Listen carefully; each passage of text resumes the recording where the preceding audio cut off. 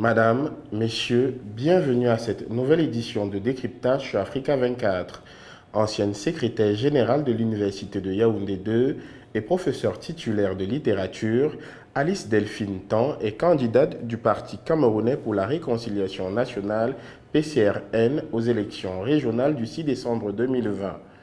Invité de cette nouvelle édition de décryptage, le professeur Alice Tan parle de sa préparation aux élections régionales, de son offre politique et de ses attentes vis-à-vis des conseils régionaux. Comment vous préparez-vous aux prochaines élections régionales qui se tiennent le 6 décembre 2020 et combien de listes le PCRN a-t-il présenté?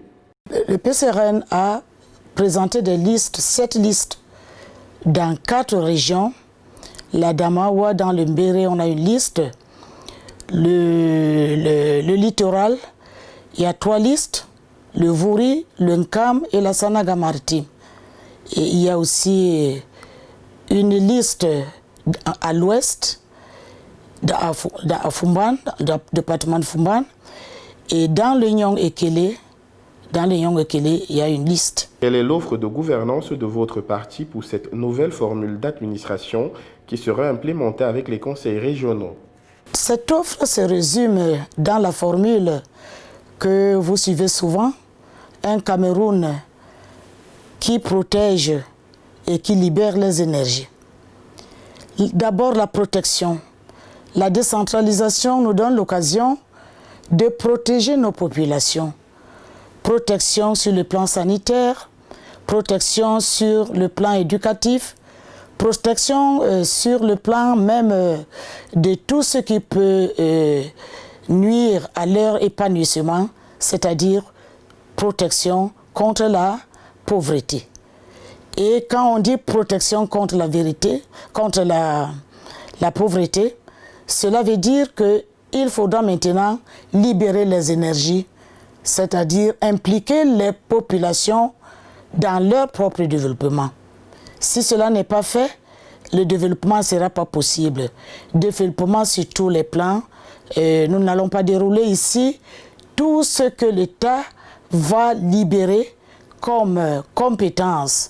Nous saisissons donc cette opportunité pour construire notre département qui a été pendant près de 60 ans abandonné à lui-même.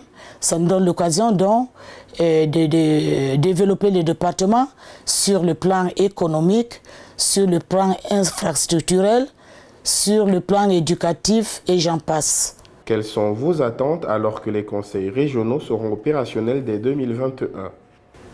Nos attentes, c'est que l'État nous donne les moyens comme il l'a promis.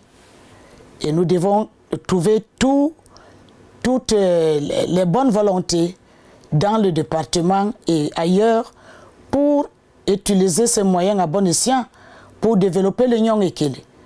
Il nous faudra vraiment de bons projets mûris. Il faudra en tout cas éduquer les populations, essayer de les former parce qu'il faut des experts, il faut des bonnes volontés. Même si on vous donne les moyens, si vous n'avez pas des gens capables de les mettre en œuvre, cela ne sert à rien. Donc nous avons un problème de formation, d'éducation, de mentalité. Et nous avons aussi nous avons besoin de tous les experts de tous bords, dans tout le pays, pour nous accompagner. La question de la qualité de la ressource humaine pourrait se poser avec ces nouvelles unités administratives. Que faites-vous au PCRN pour équiper vos futurs conseillers régionaux? Oui, on ne peut pas tout prévoir, mais nous avons la ferme conviction que ça va apporter un plus. Ça va apporter un plus, c'est pour cette raison que nous allons aux élections, parce que nous espérons que avec la décentralisation, ça sera vraiment un début de solution aux problèmes de nos frères des régions du nord-ouest et du sud-ouest. Avez-vous le sentiment que la mise sur pied de ces unités administratives qui donnent plus d'autonomie aux régions avec un statut particulier pour les 2 régions du nord-ouest et du sud-ouest aura un impact particulier sur les tensions et les violences en cours dans ces régions? Effectivement, elle va se poser. Elle va se poser, Mais l'État nous donne, avec la décentralisation, l'occasion et l'opportunité de former. C'est pour cela qu'il faut d'abord identifier les besoins sur le terrain.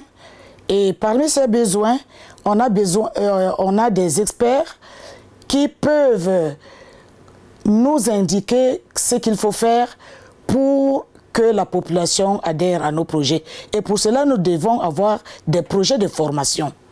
Pas seulement la formation académique, formation professionnelle, formation à l'organisation dans les entreprises, c'est-à-dire des ONG et tout le reste.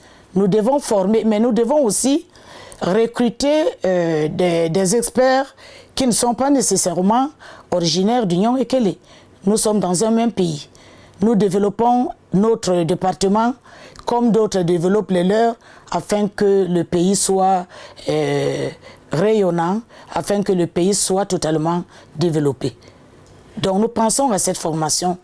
Comment pouvez-vous résumer l'apport de cette nouvelle unité administrative dans la vie des populations? Je crois que cette unité administrative, la décentralisation, c'est une opportunité. Et c'est un soulagement pour nos populations. Parce que le pouvoir central était très lourd, sa gestion était très lourde. C'est un soulagement et c'est une bonne opportunité. Et je crois que les populations l'accueillent avec beaucoup de joie.